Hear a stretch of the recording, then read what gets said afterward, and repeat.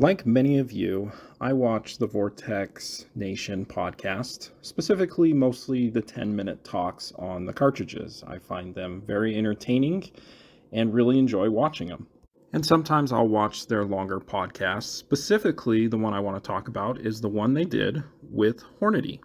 This podcast was mostly focusing on bullet performance, hunting bullets, that is. And the Hornady ballistician said this about what makes a good hunting bullet, or what I should say, what doesn't make a good hunting bullet. And I quote, "Generally, what's called a jacket core separation, when the core comes out of the jacket during expansion, that's not a good thing." 2 hours later. Not long after Jaden made the claim that a jacket core separation is not a good thing, Ryan from Vortex was talking about how he wished there was a magical bullet that could hold together at ultra high velocities, but also expand down to 1,000 feet per second. Jaden then said this: "The ELD-X is kind of an all-range hunting bullet. First bullet we have designed that will work at 30 yards and down to 1,600 feet per second, so on average for most cartridges around 800 yards. This, my friends, is what's left of a 178 grain ELD-X in 30 caliber. I shot it out of a 308 Winchester at a very reduced velocity, so the impact velocity was around 2,100 feet per second. Check out that weight retention. Oh, definitely had jacket core separation. Comes in at 60 grains. That is 33% weight retention. So Hornady, stop trying to convince people that the ELD-X acts like a bonded bullet and that it holds together at close ranges, because it doesn't. There are really three types of hunting bullets. So your standard cup and core bullet, like the ELD-X on the left. You have your bonded bullet, that's a Nosler AccuBond, and to the right is a Barnes TTSX, so a monolithic bullet, no lead in it.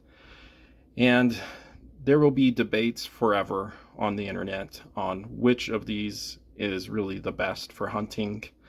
You've got a lot of people that say they want as much of an energy dump or hydrostatic shock with your cup and core bullets, where it goes into the animal and it just blows up almost like a varmint bullet, which can cause the animal to die pretty quickly. But there's also some big drawbacks as well with that.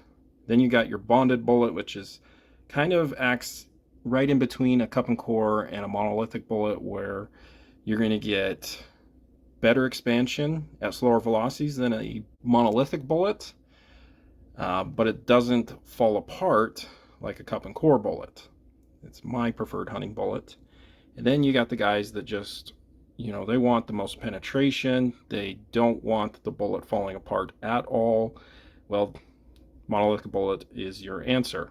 The only problem, can't really do any long distance hunting with the monolithic bullets. They just don't expand very well at certain velocities. Here is my biggest problem with the ELD-X and Hornady. Really, it's their marketing. That they are claiming that the ELD-X will not have jacket core separation, that it performs more like a bonded bullet than a cup and core bullet, when that's just not the case. The vast majority of time when hunting at closer ranges, especially if you hit bone, this is going to come apart and have terrible weight retention and will not penetrate near as much as a monolithic or a bonded bullet. I've had multiple people comment on my channel claiming, hey, the ELD-X is a bonded bullet. Well, no, it's not. All Hornady needs to do is be more transparent about what the ELD-X does and what it does not do. So what does it do? Well, it's a very accurate, and it expands extremely well, a little too well, but it is not a close range bullet. You will have jacket separation more than you will not have it with the ELD-X. Instead, Hornady's marketing goes more like this with the ELD-X. This is on the Hornady website about the ELD-X. Let's just go down. So, best in class BC, yeah, it's got a really high BC. Match accurate, absolutely. That's what people love about this, is how accurate the bullet is. Here's where Hornady just straight up lies. Okay, with high velocity, 0 to 400 yard impact, the bullet continually expands throughout its penetration path. That's true. The thick shank of the jacket and high interlock ring, so that little interlock, keep the core and jacket together, providing 50 to 60% weight retention. Yeah, no. You're lucky if you get over 30% weight retention. And yeah, it does not hold together at all. Now, of course, Hornady's not the only one making cup and core bullets. Every company makes them. Nosler, Sierra, Winchester, all sorts of companies. And at least with Nosler, they try to be a little more upfront about this bullet. So they say consistently tight groups, rapid expansion, and devastating shock, aka this bullet's going to fall apart.